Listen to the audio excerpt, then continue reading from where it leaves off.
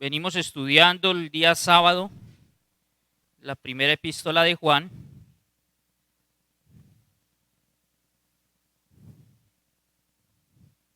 Y como toda la bendita palabra, encuentra uno en cada texto una profundidad enorme. La bendita palabra es insondeable. Vamos a leer, hermanitos, primera de Juan, capítulo 1. Dice la bendita palabra lo que era desde el principio, lo que hemos oído, lo que hemos visto con nuestros ojos, lo que hemos contemplado y palparon nuestras manos tocante al verbo de vida, porque la vida fue manifestada y la hemos visto, y testificamos y os anunciamos la vida eterna, la cual estaba con el Padre y se nos manifestó. Lo que hemos visto y oído, eso os anunciamos, para que también vosotros tengáis comunión con nosotros. Y nuestra comunión verdaderamente es con el Padre y con su Hijo Jesucristo. Estas cosas os escribimos para que vuestro gozo sea cumplido. Y hoy, hermanitos, vamos a hacer énfasis en el versículo 5 y 6, que dice: este es el mensaje que hemos oído de él. Y os anunciamos, Dios es luz, y no hay ningunas tinieblas en él. Si decimos que tenemos comunión con él y andamos en tinieblas, mentimos y no practicamos la verdad. Padre Santo, amadísimo Dios, Padre de la gloria, te damos gracias, Señor, por esta espléndida mañana. Gracias por tu infinita misericordia, mi Señor, porque tu misericordia es del cielo a la tierra, mi Señor, para aquellos que te temen. Gracias porque hemos podido cumplir, Señor, con el mandamiento que nuestro Señor Jesucristo instituyó estando en el aposento alto, de recordarlo a través de los símbolos. Recordarlo a Él, aquel Cordero sin tacha, sin mancha, sin contaminación. Aquel, Señor, que es el resplandor de tu gloria. A tu único Hijo, el que vivió la vida perfecta, Señor, que jamás nosotros podríamos vivir. En sus excelencias, Señor, es que nos presentamos ante ti. Es en su sacrificio, Padre Celestial, el sacrificio de nuestro Señor Jesucristo, el que nos hace aceptos, mi Señor. Oramos para que sea tu Santo Espíritu direccionándonos, guiándonos y que todo nuestro ser esté cautivo en torno a ti, Padre, para guardar tu palabra en nuestro corazón y volver la obra en nuestra vida. Oramos en el nombre poderoso de mi Señor Jesucristo. Amén. Bueno, hermanitos, el versículo 5 define a nuestro Señor, a nuestro Dios, el creador de todo cuanto existe, y dice que Dios es luz. Dios es luz. Pero quiero hacer vamos a decirlo así, un barniz, un contexto muy ligero de los primeros 4 versículos. Está diciendo el apóstol, escribe esta epístola para confrontar a aquellos falsos maestros, aquellos que decían ser hermanos y no lo eran, aquellos que vestidos con piel de oveja no pertenecían a la iglesia, no pertenecían al cuerpo de Cristo y estaban de manera muy oculta introduciendo a la iglesia falsas creencias. Entonces el apóstol Juan tiene que escribir esta epístola para que nosotros podamos identificar quién está en la verdad, para que nosotros podamos identificar al verdadero creyente, para que podamos identificar aquel que es un maestro, para que podamos identificar aquel que es instrumento de nuestro Señor. Entonces el apóstol Juan escribe esto para contraatacar a esas corrientes de pensamiento que se han levantado y que son contrarias a la palabra de Dios. Y mire, está presentando sus credenciales en estos primeros 4 versículos. Y dice, esto que yo les estoy diciendo no es una fábula. Esto no es un mito, no son creencias que yo recibí de hombres. No. Lo que yo les voy a testificar, lo que yo les voy a decir, lo que yo estoy escribiendo, Entonces me lo ha manifestado el Hijo de Dios, aquel que es principio y que nunca tiene fin, el eterno Dios, el Mesías que había sido anunciado por todos los profetas y de quien habla todas las escrituras. Él es el que le entrega esta verdad al apóstol Juan. Y él dice, la vida fue manifestada, nuestro Señor Jesucristo es la vida pasada, la vida presente y la vida eterna, nuestro Señor Jesucristo, el cual estaba con el Padre y se nos manifestó. Y miren lo que dice el apóstol, cómo va a introducir esta enseñanza. Dice, lo que hemos visto, está hablando en plural porque habla por los apóstoles, por el grupo de apóstoles. Y dice, lo que hemos visto y oído, eso os anunciamos. Yo vengo a anunciarles es lo que yo vi, lo que yo mismo oí y lo que yo mismo he palpado. Y utiliza los órganos de los sentidos para decir, mire, esto no fue que me fue entregado por un tercero, no fue un chisme de pasillo, ni un run run, ni un rumor. Yo lo recibí de aquel que es Dios mismo, de aquel que es la vida, del creador de todo cuanto existe, que vino en forma de hombre. Y dice, mire, ¿para qué les voy a anunciar esto? Tiene dos propósitos, para que tengáis comunión con nosotros. Y aclara que nuestra comunión es con el Padre y con su Hijo Jesucristo, porque no puede haber comunión con el Padre si no es por medio del Hijo. Nuestro Señor Jesucristo es el lugar de encuentro con el Padre. Nuestro Señor Jesucristo es la comunión con el Padre. Estas cosas os escribimos, viene el otro propósito, para que vuestro gozo sea cumplido. Porque en Él hay plenitud, en Él estamos plenos. Y entonces, con esa muy breve introducción, va a decir el apóstol, este es el mensaje que hemos oído. Mire, el mensaje que me ha sido entregado, el mensaje que he oído, el mensaje que me enseñó de manera personal el Hijo de Dios. Lo hemos oído de Él y os anunciamos. Dios es luz y no hay ningunas tinieblas en Él. Mire, el apóstol Juan, está diciendo, se está remitiendo aquí o nos está remitiendo a nosotros a dos conceptos muy importantes. Lo que Dios es, nos dice, mire, ¿cómo ustedes van a conocer a los falsos maestros? ¿Cómo van a conocer o a distinguir al que no es? Yo les voy a enseñar cuáles son las manifestaciones de los que no son. Pero primero, antes de decirles cómo es que debe ser el caminar del que es, yo les tengo que enseñar el camino. Sí. Mire, y esto se entiende muy fácil con un ejemplo. Cuando todos tenemos hijos, ¿no? El hijo sabe qué puede hacer en la casa porque conoce a quién. Lo que al padre le agrada y lo que no le agrada. Entonces yo sabía que en mi casa yo no podía estar fuera después de las 10 de la noche porque iba a encontrar que mi mamá cerró la puerta y quedé por fuera. ¿Sí? Y en todas partes, entonces, cuando el hijo conoce al padre, sabe lo que al padre le agrada y obviamente se va a conducir de acuerdo a esos preceptos, a esos estatutos, de acuerdo a la voluntad del padre, para agradarle a él y llevar las cosas en la mejor forma. Estoy hablando con el padre terrenal. Todas esas disposiciones que usted tiene en su casa para encauzar la disciplina. Hijo, aquí es estas son las condiciones, y entonces él las conoce y camina en ellas, obedece. Y aquí el apóstol nos encausa en lo mismo. Dice, mire, yo les voy a enseñar lo que Dios es. Y entonces, de acuerdo a lo que Dios es, de allí se deduce cómo el creyente debe andar precisamente a lo que Dios es. Y él dice, Dios es luz. Entonces, ¿cómo el creyente debe andar teniendo en cuenta que Dios es luz? ¿Sí? Lo que Dios es determina cómo yo me debo conducir. Lo que Dios es determina cómo debe ser mi andar.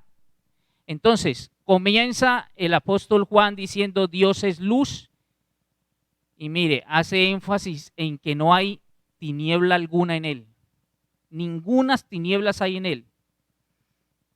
A través de esta carta nos está ayudando nuestro Señor. El Espíritu Santo entrega esta palabra al apóstol Juan para ayudarnos a diferenciar los frutos de la luz y los frutos de las tinieblas. Y cuando aprendamos a diferenciar los frutos de la luz y los frutos de las tinieblas, entonces vamos a establecer la diferencia entre el creyente y el que no es creyente, entre el hijo de Dios y el hijo del mundo, entre aquellos falsos maestros y los que son verdaderos maestros. Entonces, Juan, antes de definir cuál es el caminar que debemos tener, nos ayuda a entender cuál es el camino. Y por eso comienza definiendo a Dios como la luz, diciendo Dios es luz. Y nosotros, si nos remitimos a textos del Antiguo Testamento, pero también del Nuevo Testamento, encontramos que Dios ha sido definido o es definido de muchas formas. Mire, Moisés define a Dios en Deuteronomio 4:24 como fuego consumidor. El autor de Crónicas, en Segunda de Crónicas, capítulo 2, versículo 5, dice que Dios es poderoso, lo define como un Dios poderoso. Y ese mismo autor, en Segunda de Crónicas 39, dice que Dios es clemente y misericordioso. Job 36:5 dice que Dios es poderoso. Para el salmista, en el Salmo 73:1, Dios es bueno. Para Daniel 9:14, Dios es justo. Para Juan, en su evangelio, Juan 3:33, Dios es veraz. Y para el mismo Juan, en el capítulo 4, versículo 24, Dios es espíritu. En Primera de Samuel 2:2 se dice que Dios es santo. Para Pablo, en Segunda de Tesalonicenses 3:3, Dios es fiel. Y para Juan, aquí en su epístola, dice que Dios es luz. Y mire, con las anteriores definiciones, nosotros no tenemos inconveniente de que inmediatamente entendamos alguna característica o rasgo del carácter de Dios. Porque si Dios es bueno, Dios es poderoso, Dios es clemente y misericordioso, entonces nos queda claro. Pero hay un problema gramatical, cuando yo digo que Dios es luz. Y no nos queda tan claro, Dios es luz, porque es un sustantivo definiendo otro sustantivo. Con los anteriores no teníamos problemas porque eran adjetivos calificativos, entraban a calificar a nuestro Señor. Pero Dios es luz es un sustantivo referido para citar otro sustantivo.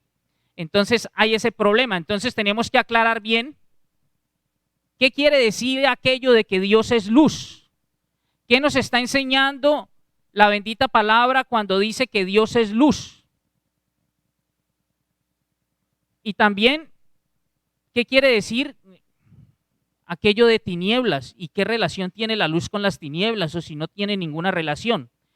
Entonces, Dios es luz y eso me enseña la esencia de Dios. Mire, de la misma manera como es de la naturaleza de la luz brillar y hacerse evidente, asimismo es la manifestación, es la naturaleza de Dios manifestarse. Asimismo. Desde Génesis, nosotros vamos a Génesis 1 y en el versículo 2 tenemos que la tierra estaba desordenada y vacía. Y la primer manifestación de Dios la encontramos en el versículo 3 y dice, Dios se manifiesta y dice, sea la luz. Y fue la luz. Como la luz se manifiesta, brilla, así se manifiesta nuestro Señor. Entonces la luz es la esencia de Dios mismo. La luz simboliza la esencia, la constancia de Dios, de su ser. Como la luz viaja por el vacío y no sufre transformación alguna, así mismo es Dios. En Dios no hay sombra de variación. De allí que la bendita palabra diga en Malaquías 3:6, yo Jehová no cambio. Usted puede, los que hacen estos experimentos cogen el rayo de luz por un agua turbia, totalmente sucia. Y la luz, si usted tiene la oportunidad de verla al otro lado, pasa intacta. No hay corrupción en la luz, porque en Dios no hay corrupción, ni admite corrupción. Sí, gracias. Entonces, la esencia de Dios es ser luz, es brillar, es reflejar, es alumbrar, así como la misma luz. No hay un momento de la eternidad donde Dios cambie, siempre es el mismo, así como la luz se mantiene invariable. Y usted puede decir, no, pero pues si la luz son ondas, ¿qué va a cambiar si usted lo pasa por el reflejo del agua? Pero la luz, además de ondas, son fotones, y con todo y eso no cambia, pasa allá y es la misma luz. Así es nuestro Señor. Usted no puede decir que en un momento de toda la historia Dios fue menos santo o más santo, menos poderoso o más poderoso, menos bueno o más bueno. En Dios no hay sombra de variación. Entonces, que Dios es luz simboliza la esencia de Dios, pero también simboliza la gloria de Dios. Cuando Dios descendió del monte Sinaí, recordemos que hubo truenos y relámpagos. Esos truenos y relámpagos, esas luces, tienen ese sentido, esa simbología de que se observe la gloria de Dios, de irradiar la gloria de Dios. Lo citaba nuestro hermanito esta mañana, nuestro hermano Santa Cruz, en Mateo 17:2. Cuando nuestro Señor Jesucristo se transfiguró en el monte, dice que su rostro resplandeció como el sol y sus vestidos se hicieron blancos como la luz. La gloria de Dios, nuestro Señor Jesucristo, es la gloria de Dios. Y la luz trae en evidencia o simboliza la gloria de Dios. Mire, Juan, reflexionando después de lo que ve allí en el monte, después de la transfiguración de nuestro Señor Jesucristo, escribió en Juan 1:14, nosotros vimos su gloria. Nosotros vimos su gloria. De manera que al ver la luz resplandeciente, Juan entendió que esa era la gloria de Dios. La luz simboliza no solo la esencia, sino la gloria de Dios. La luz de Dios representa su esencia, representa su gloria, pero también representa su santidad. Mire, tanto en el Antiguo como en el Nuevo Testamento, la luz es relacionada con la santidad de Dios, así como las tinieblas y la oscuridad es relacionada con el pecado. De la misma forma, como la luz que brilla se relaciona con la santidad de Dios, asimismo, la oscuridad y las tinieblas se relacionan con el pecado. Cuando nuestro Señor Jesucristo vino al mundo, pues obviamente era la representación del Padre, la representación de Dios. Y por eso Juan dice en su evangelio, mire, que ¿cuál es la condenación? Que la luz vino al mundo y los hombres prefirieron las tinieblas a la luz porque sus obras eran malas. Nuestro Señor Jesucristo en relación del Padre, la luz que viene al mundo. Este mundo que es visto en muchos apartes de la palabra, no siempre, porque no podemos decir que siempre que se hace referencia al mundo, entonces hace referencia a las tinieblas. No, el apóstol Juan, si mal no estoy, es quien más cita la palabra mundo en su evangelio, 78 veces, y 26 en las epístolas. Pero mundo tiene la connotación de este sistema mundano, pero también en otros apartes mundo tiene la connotación de los individuos de la raza humana, ¿sí? Entonces, cuando yo aquí estoy diciendo que el mundo tiene, o mejor, se le da esa referencia de tinieblas, es a ese sistema mundano. No es el mundo entendido como los individuos de la raza humana, no. Todo ese sistema que se conoce es visto como un sistema de tinieblas. ¿Por qué? Porque el mundo está bajo el maligno. Pero también todo aquel que no recibe a nuestro Señor está ¿dónde? En el mundo. ¿Sí? Está en el mundo. Entonces, cuando vino la luz, resplandeció sobre el mundo. Y toda aquella generación que uno dice tuvo el privilegio de estar presentes cuando la luz vino al mundo, rechazaron la luz. No entendieron toda esa generación no entendió que la luz había venido, y a lo suyo vino y los suyos no le recibieron. No. Entonces, este mundo es visto como un mundo de tinieblas. Mire, moralmente la luz representa la santidad de Dios, representa la excelencia de Dios y representa también la perfección de Dios, porque Dios es perfecto. Tanto así que el apóstol Pablo le escribe a Timoteo en 1 de Timoteo 6:16 y le dice que Dios habita en luz inaccesible. Dios habita en luz inaccesible. Ahora, ¿qué tan inaccesible es esa luz en la que Dios habita? Pues nosotros podríamos decir que podemos encontrar en las Escrituras un reflejo así tenue de qué tan inaccesible es la luz en la que Dios habita.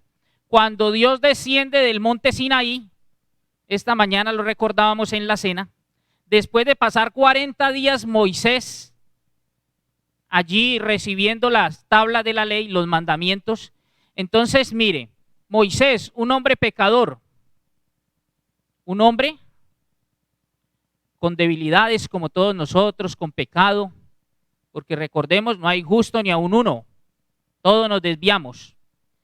Está en presencia de Dios 40 días, no puede ver a Dios de frente, porque nadie puede ver a Dios frente a frente. Digamos que Moisés estaba dándole la espalda a nuestro Señor. Y cuando baja del monte con las tablas de la ley, su rostro, el rostro de este hombre pecaminoso y simple mortal, se alcanza a ver la gloria de Dios y su rostro resplandece. Tanto así que cuando lo ven venir tienen miedo de acercarse a él, porque ellos pensaban que podían morir. Entonces le dicen que se cubra. Segunda de Corintios 3:7 nos habla de ese pasaje allá creo que es en Éxodo. Y dice, y si el ministerio de muerte grabado con letras en piedra fue con gloria, tanto que los hijos de Israel no pudieron fijar la vista en el rostro de Moisés a causa de la gloria de su rostro, la cual había de perecer. Mire, ahí está haciendo énfasis al pasaje que yo les vengo referenciando. Y otra forma en que la palabra nos muestra, otro episodio mejor en que la palabra nos muestra así de manera tenue, esa luz a la cual ningún hombre podría tener acceso, inaccesible, en la que Dios habita, es en Isaías 6, cuando narra que los serafines que ministran en la presencia de Dios, con sus dos alas se tapan. Imagínense, los serafines cubren su rostro con dos alas ante la presencia de nuestro Señor, ante la santidad de Dios representada en esa luz inaccesible. Cuando nuestro Señor Jesucristo viene, es eso, la representación de esa luz. Y por eso cuando viene nuestro Señor Jesucristo, las tinieblas comienzan ¿a qué? A replegarse, porque la luz y las tinieblas no pueden coexistir. Mire, aquí vamos a decir que todo esto está la luz apagada. El hermano Rubén venía y entonces se varó y se puso a desvararse y se engrasó todo, pero como está la luz apagada, nadie ve en qué condiciones, cuál es mi aspecto externo. Pero cuando viene la luz, entonces inmediatamente se ve que todo lo sucio que puede estar mi traje, mi vestuario. La luz no coexiste con las tinieblas, la luz no coexiste con la oscuridad. Donde hay luz, inmediatamente se repliega la oscuridad, las tinieblas. Por eso ahí mismo en 1 de Juan, capítulo 2, ahí más adelantico en el versículo 8, dice, las tinieblas que están pasando y la luz verdadera ya está alumbrando. Las tinieblas que están pasando y la luz verdadera ya está alumbrando. Cuando nuestro Señor Jesucristo viene y trae la revelación de Dios completa, en la medida en que el evangelio se va propagando, las tinieblas en todas las naciones, en los corazones y en las mentes de las personas, inmediatamente tiene que desaparecer. La luz no cohabita con las tinieblas. De allí que nosotros digamos, uy, se nos quitó la venda de los ojos. Estábamos en tinieblas y ahora podemos entender la bendita palabra de mi Señor, porque la luz ha venido a nosotros. Cada que nosotros, hermanitos, hablamos este bendito evangelio y el Espíritu Santo toma la palabra y la aplica en el corazón de las personas y les convence del pecado, es la luz que está replegando las tinieblas, la luz que viene a las personas. Mire, esa es la razón por la que nuestro Señor Jesucristo podía compartir con prostitutas y la sensualidad de esas mujeres no iba a tentar a nuestro Señor, porque Él es luz y la corrupción, Él es luz, Él es perfecto. Esa es la razón por la que nuestro Señor Jesucristo podría sentarse con publicanos y el materialismo de ellos no iba a impregnar a nuestro Señor. Esa es la razón por la que nuestro Señor podría estar con los fariseos, con los escribas, impregnados de legalismo y exigiendo siempre la justicia, lo que a ellos les parecía justo, y nuestro Señor Jesucristo no iba a estar impregnado de ello, porque Él es la luz. Nuestro Señor podía estar con esos recaudadores de impuestos y su materialismo no le contaminaba. Entonces, desde el punto de vista moral, la luz representa la santidad de nuestro Señor. Y desde el punto de vista de la realidad del mundo, la luz representa la verdad. Por eso, quien anda en luz no se halla en él mentira. Siempre va a practicar ¿qué? La verdad, porque anda en luz. Nosotros sabemos que el mundo mantiene en falsedad. Pues es el mundo. El mundo está bajo el maligno, que es el padre de la mentira. Y eso no debe ser sorpresa para nosotros. Pero en ocasiones ocurre ¿qué? Lo que ocurrió en el pueblo de Israel, que teniendo ellos la revelación de Dios, hubo gente que abrazó la mentira. Entonces, el apóstol nos está diciendo, mire, una característica del que no es creyente es que no anda en luz. Entonces ese fácilmente abraza la mentira, no anda en verdad y fácilmente le puede atraer la corrupción. Se puede agradar de cosas porque realmente no es. Puede parecer ser, pero ese no anda en luz, porque la luz no tiene comunión con las tinieblas. ¿Sí? Y aquí pasaba lo mismo con este pueblo, el pueblo de Israel. Por eso nuestro Señor dice en Isaías 5:20, mire, estos destinatarios de la palabra de nuestro Señor, y mire lo que nuestro Señor dice en Isaías 5:20, ay de los que a lo malo dicen bueno y a lo bueno malo, que hacen de la luz tinieblas y de las tinieblas luz, que ponen lo amargo por dulce y lo dulce por amargo. Ay de aquellos que cuando abrazan el error y la mentira, no la repelen, sino que se abrazan con ella y se agradan tanto que continúan en ella. No son verdaderos creyentes. Todo aquel que actúe de esa manera no está en luz. Mire, y nuestro vivir, hermanitos, el vivir del cristiano es en esa tensión entre dos reinos, el reino de las tinieblas y el reino de la luz. Tensión que no tienen el que no tiene a Cristo, porque el que no tiene a Cristo pues no tiene ninguna tensión, ese está cómodo en el reino de las tinieblas, en el mundo, porque la luz no ha venido a él. Solo basta que nosotros recordemos cómo vivíamos y nosotros creíamos que estábamos bien y no nos fastidiaba nada de lo del mundo, no nos repugnaba, no íbamos a repeler nada de lo del mundo, porque la luz no había venido a nosotros. Entonces esa tensión entre dos reinos, pues no la sufre el inconverso, no la sufre aquel que no ha sido convencido por el Espíritu Santo, no la sufre aquel que no tiene una naturaleza nueva, que tiene un espíritu nuevo, que no le ha sido cambiado ese corazón de piedra por un corazón sensible a la palabra. Ese está allí cómodo, no tiene esa tensión. Pero el creyente sí, vivimos ¿en qué? En esa tensión. Quien no tiene a Cristo no tiene el problema. Por eso de allí que en Primera de Pedro 2:9 diga que fuimos llamados de las tinieblas a su luz admirable. Estábamos ahí y por la misericordia de mi Señor escuchamos la palabra de verdad, el evangelio de salvación y vida eterna, y fuimos convencidos por el Espíritu Santo y pudimos depositar nuestra confianza en la obra de nuestro Señor Jesucristo en la cruz en nuestro favor. Inmediatamente, como dice Efesios 1:13, fuimos sellados con el Espíritu Santo de la promesa. ¿Por qué? Porque oímos la palabra de verdad, el evangelio de vuestra salvación. Y creímos y tenemos el Espíritu Santo, y dice uno hoy día, ¿y cómo yo podía hacer eso? ¿Y cómo podía pasar tanto tiempo? ¿Sí? Y no nos explicamos cómo es que andaba en el mundo tan cómodamente. Mire, esa controversia la vivimos nosotros, el verdadero creyente la vive de un mundo a otro.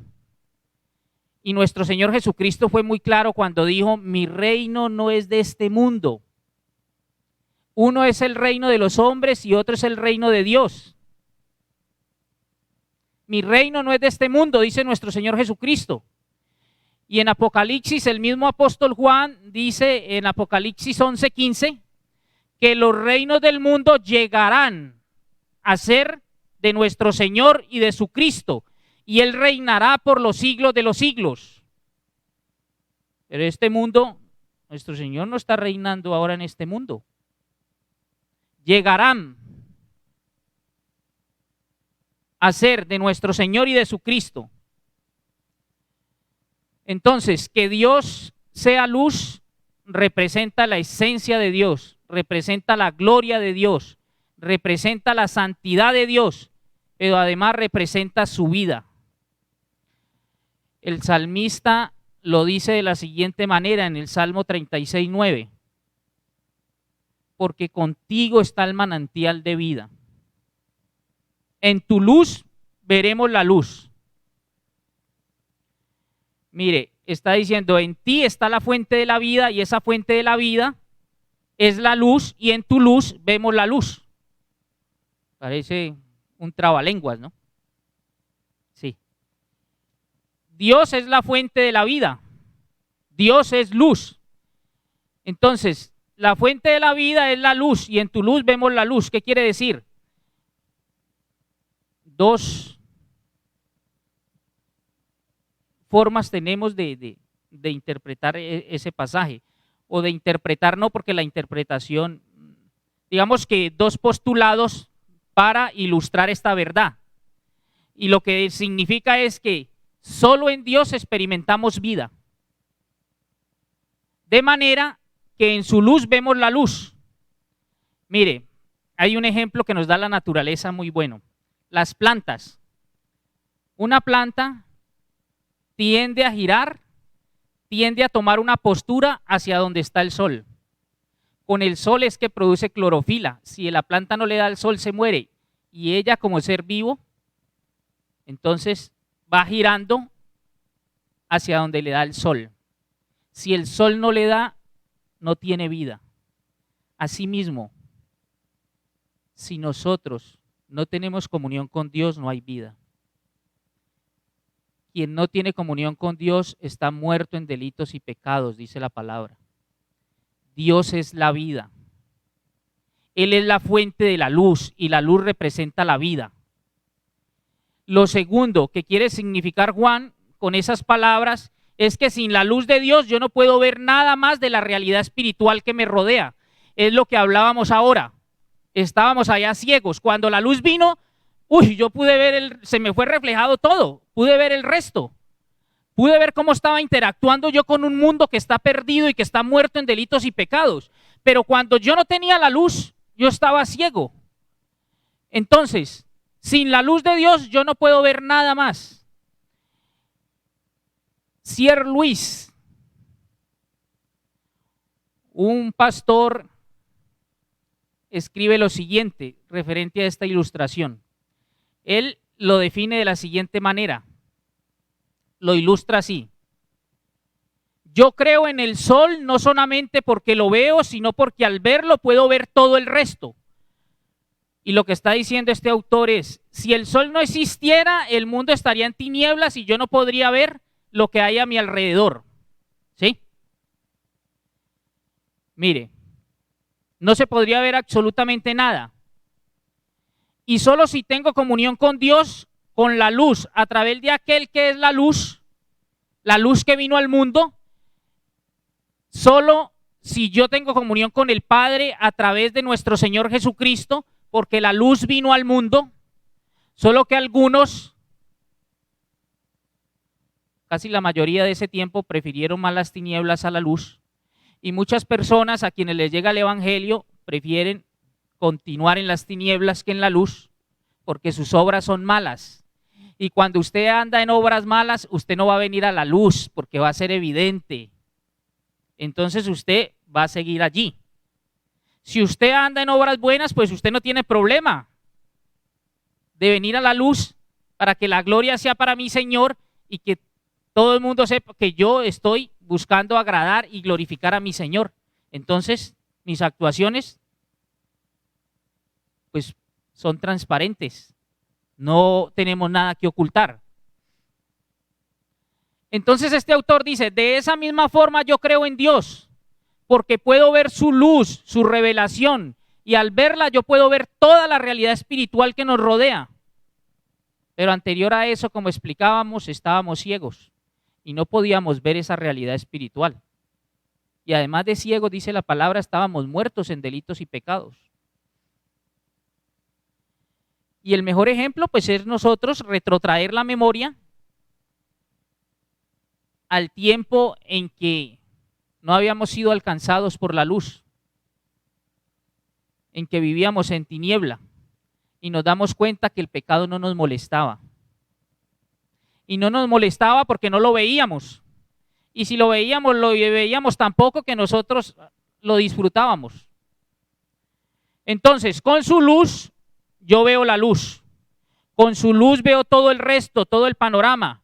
Mire el apóstol Pablo lo que dice en Efesios 5:8. Dice, porque en otro tiempo erais tinieblas, mas ahora sois luz en el Señor. Andad como hijos de luz. Y observemos lo siguiente, el apóstol Pablo no está diciendo en otro tiempo estabas en tinieblas. No, erais tinieblas. No era que estábamos en tinieblas, porque nosotros podemos estar en tinieblas y no ser tinieblas, no ser oscuridad.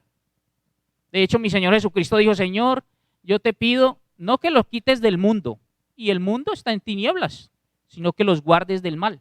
Podemos estar en tinieblas y no ser tinieblas, ser luz.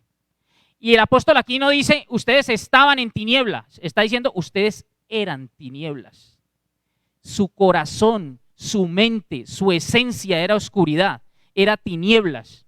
Y es lo que es aquel que no ha tenido un encuentro con mi Señor Jesucristo, aquel que no ha confesado su pecado y aquel que no ha elevado su mirada para confiar en el sacrificio de Cristo en la cruz del Calvario. Aquel que no se ha visto representado por mi Señor Jesucristo. Aquel que no ha podido o no ha querido o no se ha dispuesto para que el Espíritu Santo le convenza de que mi Señor Jesucristo murió por sus pecados, llevando sus culpas, las mías y las de toda la humanidad. Entonces, hay una gran diferencia entre estar en las tinieblas y ser tinieblas, ¿no? Cuando el apóstol Juan nos dice que Dios es luz, entonces trata de comunicarnos esa verdad. El mismo apóstol en el Evangelio, en su Evangelio en el capítulo 1, nos dice, en él estaba la vida, la luz. Y la vida era la luz de los hombres. Y la luz brilla en las tinieblas y las tinieblas no le comprendieron, las tinieblas representadas por esa generación no le recibieron. Él vino a lo suyo y los suyos no le recibieron.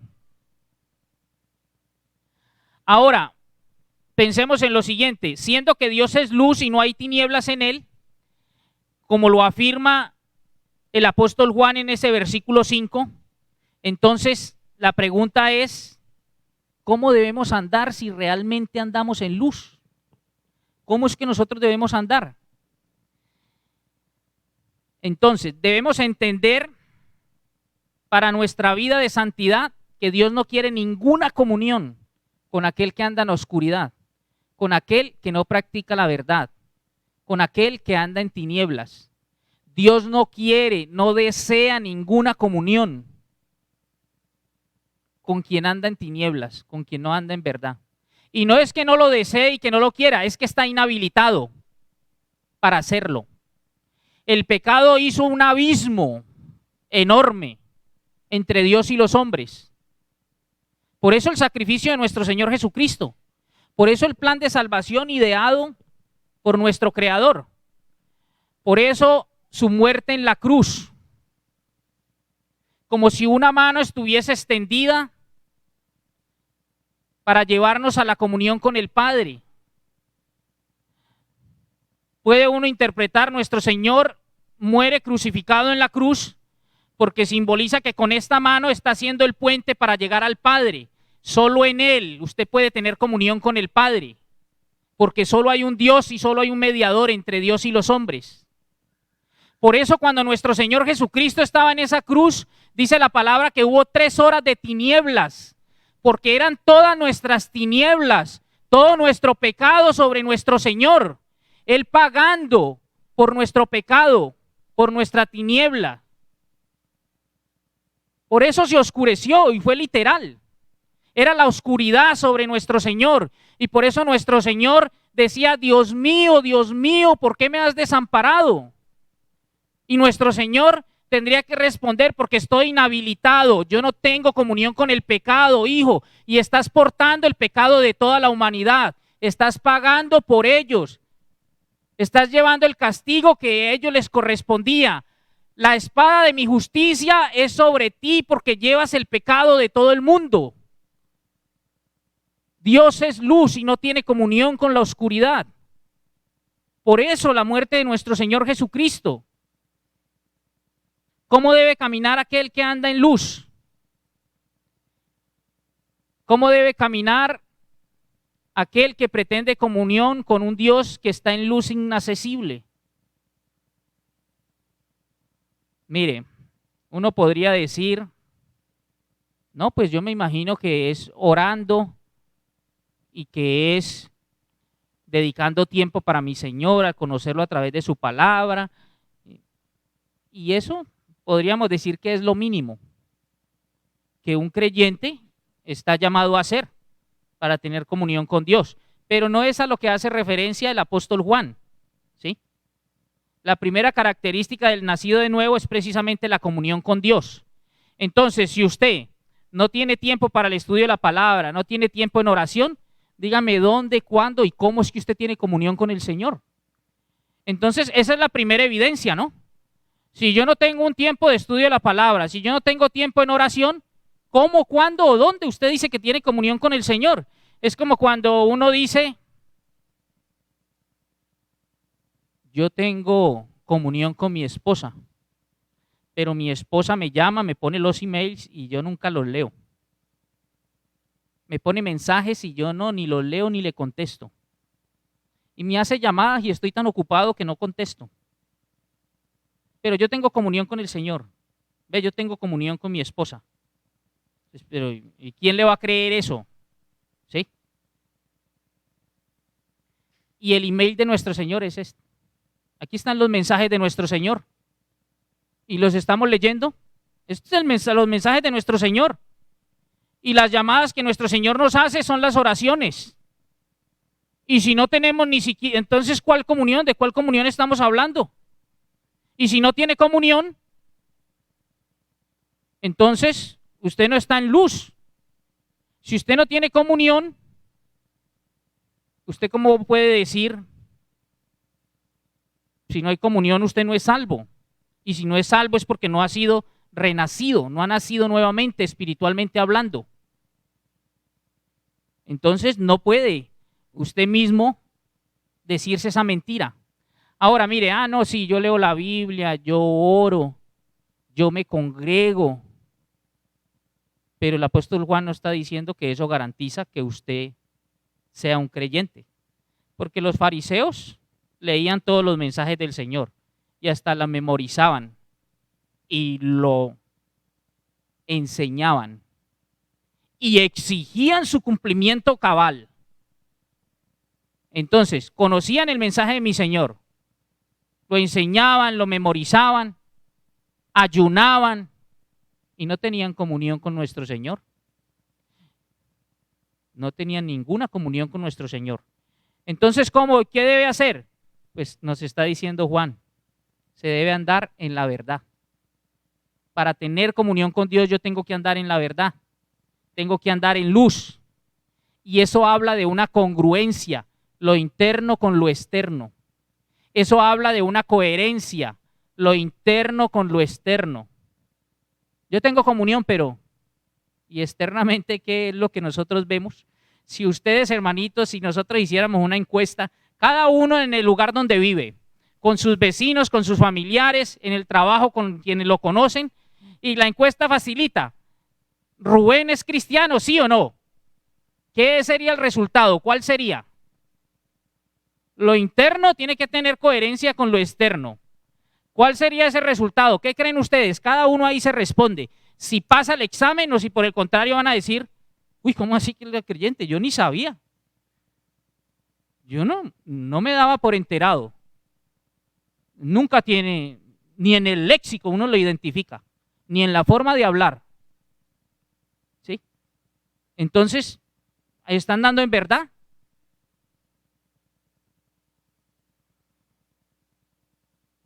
Dice Amós 3:3, ¿andarán dos juntos si no estuvieren de acuerdo? Pero a muchos esperan que sea Dios quien descienda y le diga, venga, pongámonos de acuerdo. Voy a negociar con usted los estándares, mis estatutos, para que usted pueda andar conmigo, para que andemos juntos. ¿Andarán dos juntos si no estuvieren de acuerdo? Y no es que mi Señor va a descender a ponerse de acuerdo con usted para andar con usted. No. Nosotros tenemos que amoldarnos a los estatutos de nuestro Señor, a su voluntad, a sus ordenanzas, a su bendita palabra, andar en verdad, andar en luz, porque Él es luz y la luz representa su esencia, su gloria, su santidad, su vida. Y ninguna comunión hay entre la luz y las tinieblas. Y si yo no camino de manera congruente y coherente, yo no soy creyente. Si todo el mundo, no, ni saben que yo me congrego en una iglesia, nunca le he hablado a nadie de la palabra. Entonces, ¿cómo vamos a decir? No, tenemos que ser coherentes y analizarlos y examinarnos y decirnos, yo no me puedo meter más mentiras. Tengo que arrepentirme y mirar a mi Señor Jesucristo y arrepentirme de manera sincera y creer en su sacrificio en la cruz en mi favor y andar en verdad y andar en luz y conocerlo de manera cotidiana. Anhelar conocerlo, y anhelar conocerlo es tener esa disposición para buscarlo, para pasar tiempo con Él, para orar. Porque si no, ¿para qué nos engañamos nosotros mismos? Padre Santo, amadísimo Dios, Padre de la gloria, agradecemos, mi Señor, tu bendita palabra. Gracias, Padre Celestial, por esta epístola de Juan, Señor. Gracias, Padre Celestial, porque las cosas que se escribieron antes para nuestra enseñanza se escribieron. Y con tu palabra nos vas perfeccionando, con tu palabra, Señor, tú nos vas purificando, nos vas limpiando. Y nosotros, Señor, nos llenamos de gozo porque vemos tu promesa, Señor, cómo se concreta, cómo se cumple de manera cotidiana. La promesa de que tú has iniciado la obra en nosotros y ciertamente la concluirás hasta el día de nuestro Señor Jesucristo. Rogamos, Señor, por mayor disposición, disponernos para que tu Santo Espíritu nos siga limpiando, para que aquel varón perfecto, Señor, su carácter sea formado en nosotros día a día. Queremos, Señor, tener plena disposición de manera cotidiana, Padre Celestial, caminar de tu mano para que tu Santo Espíritu sea tomando las decisiones en toda situación que se nos presente, mi Señor. Oramos, Padre Celestial, dándote gracias por esta hermosa mañana. Gracias por esta bendita comunión en los méritos de mi Señor Jesucristo. Nos vamos de este sitio, Señor, pero no de tu presencia. Gracias porque estar en tus manos, Señor, significa, Padre Celestial, que nadie nos puede sacar de allí porque nadie es más poderoso que tú. Oramos pues, mi Señor, en el nombre que es sobre todo nombre, el de mi Señor Jesucristo. Amén.